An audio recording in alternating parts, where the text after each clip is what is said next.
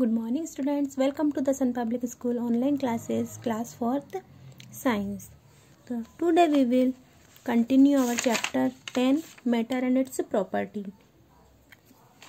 हमने last video में matter and its properties के बारे में रीड किया था, तो पेज नंबर 64 पे आई है।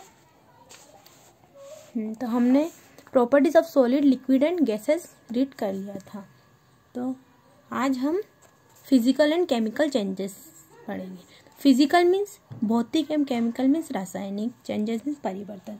तो भौतिक एवं रासायनिक परिवर्तन, अब ये कैसे होते हैं भौतिक एवं रासायनिक परिवर्तन? देखो, matter is constantly changing. Matter पदार्थ लगातार चेंज होते रहते हैं। This changes are of two types. ये परिवर्तन कितने टाइप्स के होते हैं? 2 प्रकार के होते हैं। फर्स्ट फिजिकल चेंज, भौतिक परिवर्तन। तो when substance undergoes a change without forming new substance it is called a physical change. जब कोई पदार्थ है ना, जब कोई पदार्थ नए पदार्थ का निर्माण किए बिना, मतलब न्यू सब्सटेंस, नए पदार्थ का निर्माण किए बिना ही बिना परिवर्तन से गुजरता है, तो इसे भौतिक परिवर्तन कहते हैं। देखो, जैसे कि कोई पदार्थ है, वो परिवर्तन करता है, तो जब उसमें परिवर्तन होता है तो वो उसका नए पदार्थ का निर्माण नहीं होता है, तो वो भौतिक परिवर्तन करता है। मतलब किसी परिवर्तन से अगर नए पदार्थ का निर्माण नहीं होता है तो वह भौतिक परिवर्तन कहलाता है। When substance undergoes a change without forming new substance it is called physical change. For example, उदाहरण के लिए मेल्टिंग ऑफ कैंडल का, मोमबत्ती का पिघलना। मोमबत्ती पिघलती है तो नया पदार्थ थोड़ी बनता है उससे, तो ये भौतिक परिवर्तन हुआ। Lighting of an electric bulb की जो लाइट जलती है वो हुआ, है ना, एटसेट्रा। ऐसी चीजें, ऐसे परिवर्तन जिससे कोई नया पदार्थ नहीं बनता है। सेकंड, केमिकल चेंजेस होता है रासायनिक परिवर्तन। When a substance undergoes a change forming a new substance it is called an chemical change. जब कोई पदार्थ किसी नए पदार्थ को बनाते हुए परिवर्तन से गुजरता है, मतलब जब वो कोई परिवर्तन से गुजरता है तो नया पदार्थ बनता है, तो उसको बोलते हैं केमिकल चेंजेस। तो इसका मतलब हुआ है कि जब कोई पदार्थ किसी नए पदार्थ को बनाते हुए परिवर्तन कर से गुजरता है तो उसे रासायनिक परिवर्तन कहा जाता है। फॉर एग्जाम्पल, उदाहरण के लिए, formation of curd from milk, दूध से दही का निर्माण। जैसे कि दूध जमाते हैं हम तो दही बन जाता है, तो नया पदार्थ बना ना इससे, तो ये हुआ केमिकल चेंज। जैसे कि दूध को जमा दिया हमने तो दही जम गया। तो पहले क्या था? दूध, उसको जमाने के बाद क्या बन गया? दही, अलग अलग चीज बन गई, नया पदार्थ बन गया, तो ये हुआ केमिकल चेंजेस। आई होप आपको समझ में आ रहा है। Burning of wood to give ash, जैसे कि लकड़ी को जलाते हैं, है ना, लकड़ी को जलाने हैं तो उससे क्या प्राप्त होती है? राख। लकड़ी जला देते हैं तो ऐश मीन्स राख, क्या प्राप्त हो जाती है हमें? राख। लकड़ी अलग चीज हो गई, राख अलग चीज हो गई, तो ये हो गया केमिकल चेंजेस। मतलब इससे किसी परिवर्तन से गुजरता है तो नया जो पदार्थ बनता है वो होता है केमिकल चेंजेस। अब interchange of states of matter. अब जो मैटर है, पदार्थ का, जो पदार्थ की स्टेट्स होती हैं, अवस्थाएं होती हैं, उनका आदान प्रदान कैसे होता है? देखो, the states of matter are interchangeable in some substance. द्रव की जो अवस्थाएं होती हैं उनमें कुछ पदार्थों में विनिमय होती हैं। क्या होती हैं ये? कुछ पदार्थों में विनिमय होती हैं। जो पदार्थ की जो मैटर, जो स्टेट्स होती हैं, है ना, वो कुछ पदार्थों में आदान प्रदान होती है, विनिमय होती हैं। This substances can change from one state to another. ये जो पदार्थ होते हैं ये एक अवस्था से दूसरी अवस्था में बदल सकते हैं। एक स्टेट से दूसरी स्टेट में बदल सकते हैं। तो the change of solid into liquid on heating is called melting. The change of solid, अब सॉलिड चेंज होता है किसमें? लिक्विड में। किससे? ऑन हीटिंग मीन्स गर्म करने से। गर्म करने से तरल में ठोस के परिवर्तन को पिघलना कहा जाता है। तो क्या होता है? उससे मेल्टिंग होता है। जैसे कि the change of solid into liquid, solid जो होता है, जो द्रव होता है, ठोस जो होता है, वो लिक्विड में चेंज होता है हीटिंग से। किससे? हीटिंग से। हीट देते हैं उसमें अपन, सॉलिड में अगर हम हीट देंगे, गर्म देंगे, तो वो लिक्विड में चेंज हो जाएगा, तो उसे बोलेंगे मेल्टिंग, पिघलना बोलते हैं। क्या बोलते हैं? पिघलना। तो अब the change of liquid into solid on cooling is called freezing. अब वह परिवर्तन जो लिक्विड को सॉलिड में चेंज कर देता है, ठंडा करने पर, कूल होने पर लिक्विड को सॉलिड में चेंज कर देता है, उसे फ्रीजिंग कहते हैं, ठंड कहते हैं। जैसे कि हम पानी को फ्रीजर में रख देंगे तो वो बर्फ जम जाएगी, तो लिक्विड को सॉलिड में हो गया ना, लिक्विड था पानी और वो हो गया ठोस सॉलिड में, बर्फ में, तो वो हो गया freezing. When a liquid is heated or its temperature is increased, it changes into gas. This process is called evaporation. Evaporation. तो इसमें क्या होता है, जब किसी तरल को, मतलब जब किसी लिक्विड को गर्म किया जाता है या उसका तापमान बढ़ाया जाता है, टेम्परेचर को बढ़ाया जाता है, तो वह गैस में बदल जाता है। जैसे हम पानी को गर्म करेंगे, उबालते रहेंगे, तो भाप बन जाता है ना, जैसे गैस में बन जाता है।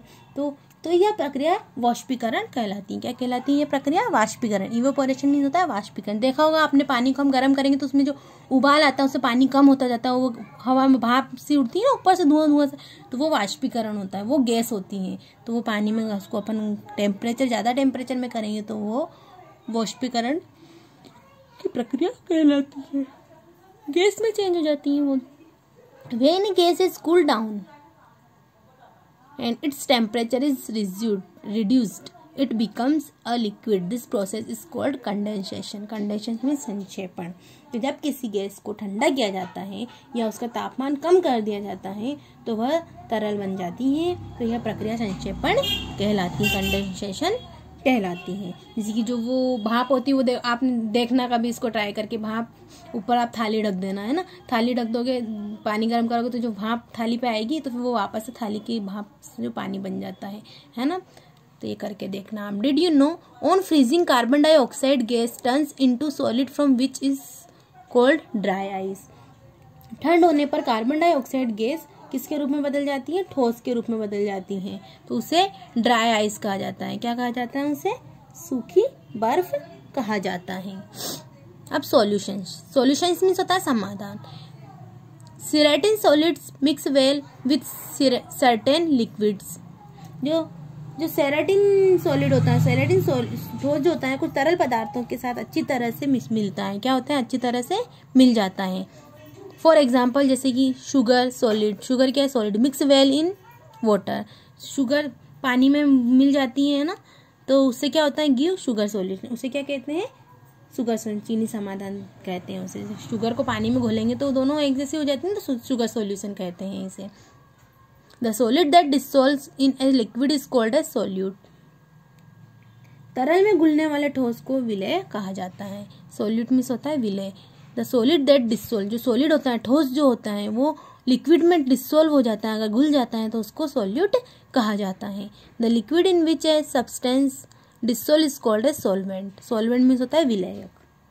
तो जो जिस द्रव में कोई पदार्थ घुलता है तो उसे कहा जाता है विलायक। जिस द्रव में कोई पदार्थ,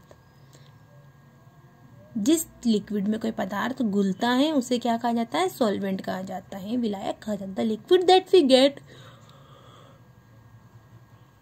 after dissolving a solute in a solvent is called a solution.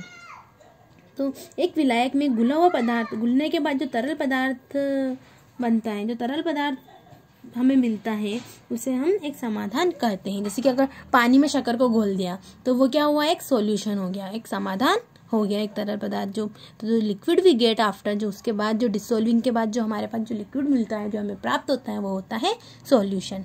तो देखो, शुगर प्लस वाटर, शुगर हुई सॉल्यूट, वाटर हुआ सॉल्वेंट और शुगर सॉल्यूशन हुआ सॉल्यूशन। जैसे कि शुगर वाटर दोनों मिक्स हुए तो शुगर सॉल्यूशन हुआ। अंडरस्टूड? ठीक। अब देखो, steering and heating increase the rate of solubility of a solid in a liquid. अब जो सरगर्मी और हीटिंग, एक तरल लिक्विड होता है में एक ठोस की घुलनशीलता की दर में वृद्धि करते हैं। मतलब इसमें इनकी जो दर होती है, घुलनशीलता की जो दर होती है, उसमें वृद्धि करते हैं। Stirring and heating increase the rate of solubility of a solid in a liquid. For example, sugar crystals dissolve faster in hot water than in cold water. जो शुगर क्रिस्टल्स होते हैं, चीनी के जो दाने जो होते हैं, क्रिस्टल्स होते हैं, ठंडे पानी की तुलना में गर्म पानी में जल्दी घुलते हैं, तेजी से घुलते हैं। ठंडे पानी में थोड़ा टाइम लगता है, गर्म पानी में वो तेजी से घुल जाते हैं। जनरली आमतौर पर dissolving a solid in liquid does not increase its volume. जो तरल होता है, जो लिक्विड होता है, उसमें एक ठोस को भंग करने की इससे ठोस को भंग करने से इसकी मात्रा में वृद्धि नहीं होती है। मतलब dissolving in A solid in liquid, जो सॉलिड होता है उसको लिक्विड में इंक्रीज, उनकी मात्रा में कोई वृद्धि नहीं होती, क्योंकि because the molecules of the solute occupy the space between the molecules of the solvent, क्योंकि विलेय के जो अणु होते हैं वो विलायक के अणुओं के बीच के स्थान पर कब्जा कर लेते हैं, मतलब वो आपस में एक दूसरे के स्थान पर कब्जा कर लेते हैं। तो now this chapter is complete. I hope you have understood it. Please read this chapter. We will do the question answer of this chapter in our next video. Thank you.